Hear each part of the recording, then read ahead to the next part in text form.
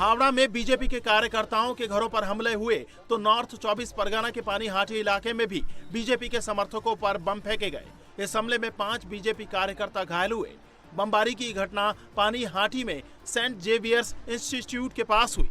BJP के कार्यकर्ता Dutta road इलाके में स्थानीय लोगों से बात कर रहे थे, तभी बाइक सवार हमलावरों ने देसी बम से हमला कर दिया और भाग निकले।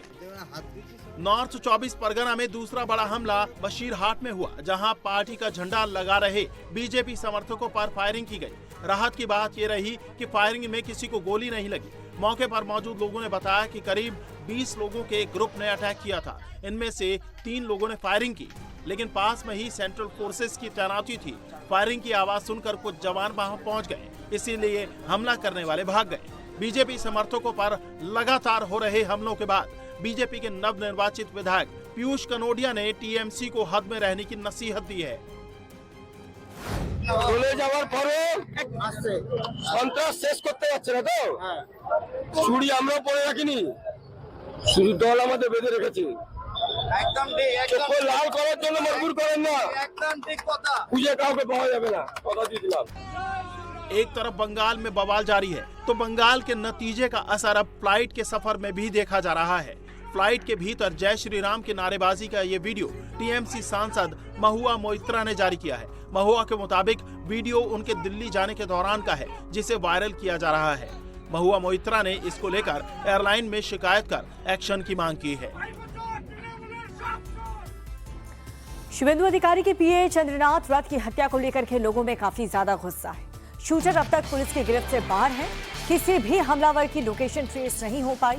हालांकि तमाम जांच एजेंसियां चप्पे चप्पे की तलाशी ले रही हैं। सीआईडी से लेकर बीएसएफ तक अलर्ट मोड पर हैं और वहीं इस पूरे मामले में एसआईटी का गठन भी कर दिया गया है। कुछ संदिग्धों को हिरासत में लेकर उनसे पूछताछ की जा रही है।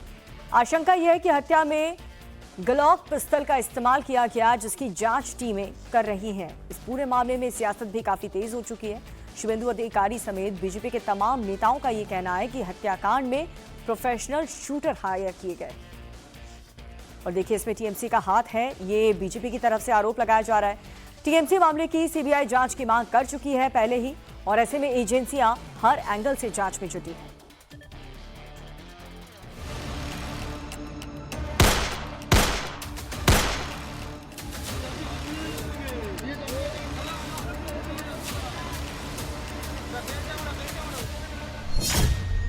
शुभेंदु अधिकारी के पीए चंद्रनाथ रथ के मर्डर को 36 घंटे का वक्त होने वाला है, लेकिन अभी भी जांच एजेंसियों के हाथ खाली है।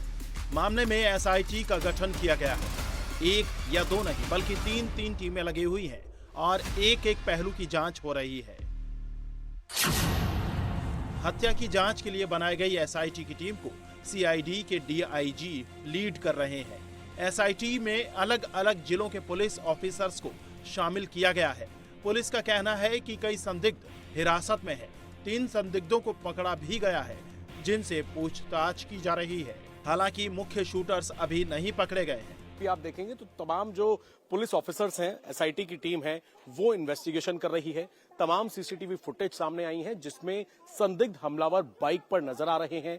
साथ ही जो पीए हैं चंद्रनाथ रथ, उनकी स्कॉर्पियो गाड़ी नजर आ रही है और वीडियो भी निकलकर सामने आई है कि किस तरीके से जब फायरिंग हुई, क्या उस वक्त स्पॉट की स्थिति थी गाड़ी के अंदर, किस तरीके से कौन घायल कहां पर पड़ा हुआ था, ये सब कुछ उन वीडियो में निकलकर सामने आया है।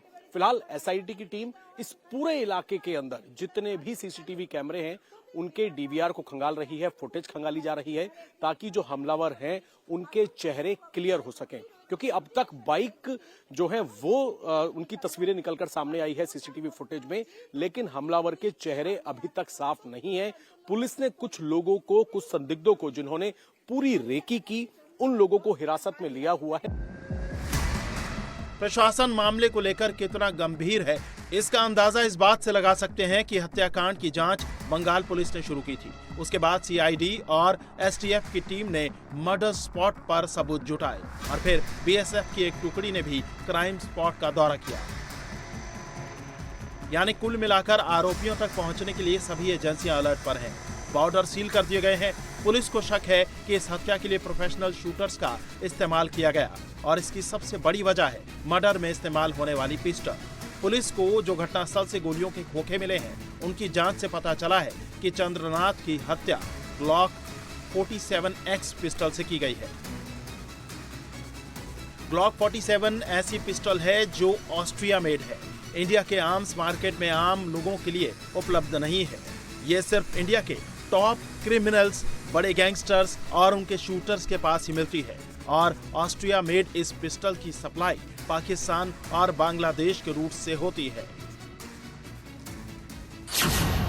ग्लॉक 47X एक आधुनिक 9mm कैलिबर वाली स्ट्राइकर फायर पिस्टल है और इसका इस्तेमाल मुख्य रूप से अमेरिकी बॉर्डर में तैनात सुरक्षा कर्मी करते हैं। इस पिस्टल का फायरिंग रेंज 50 मीटर है और सटीक रेंज 25 मीटर, यानी अगर 25 मीटर दूर से दुश्मन को टारगेट किया गया तो बचने की कोई संभावना नहीं है और ये एक बार में बस्ट फायर कर सकती है। शुभेंदु अधिकारी ने भी यही आशंका जताई है। उनका कहना है कि चंद्रनाथ का कत्ल पूरी प्लानिंग के साथ हुआ है और इसमें प्रोफेशनल शूटर का इस्तेमाल किया गया है।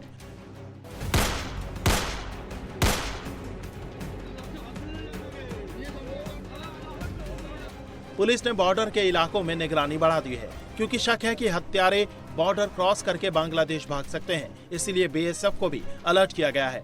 पैरामिलिट्री फोर्स के अधिकारी भी नॉर्थ 24 परगना के उस स्पॉट पर पहुंचे जहां चंद्रनाथ रथ का मर्डर हुआ था। सारी एजेंसियां जांच में लगी हैं, लेकिन परिवार में कोहराम है। परिवार वालों का रो रो कर बुरा हाल है और वो न्याय की गुहार लगा रहा है। आरोप लगा रहा है कि ये सब टीएमसी ने करवाया है। শুভেন্দু বাবু মমতাকে হারিয়েছে, যার জন্য আমার মনে হয় এই প্রতিশোধ। আমিও একজন মা, আমি চাইবো না তাদের ফাঁসি হোক, কিন্তু যাবজ্জীবন কারাদণ্ড চাইছি।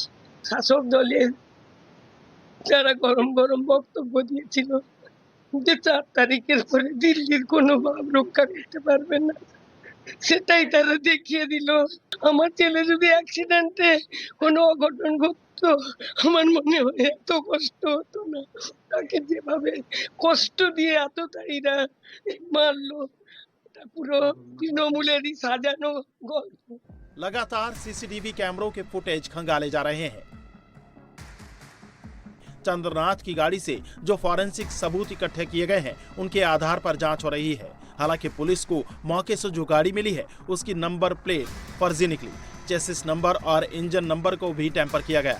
ऐसे में पुलिस के लिए हत्यारों तक पहुंचना एक बड़ा चैलेंज बना हुआ है।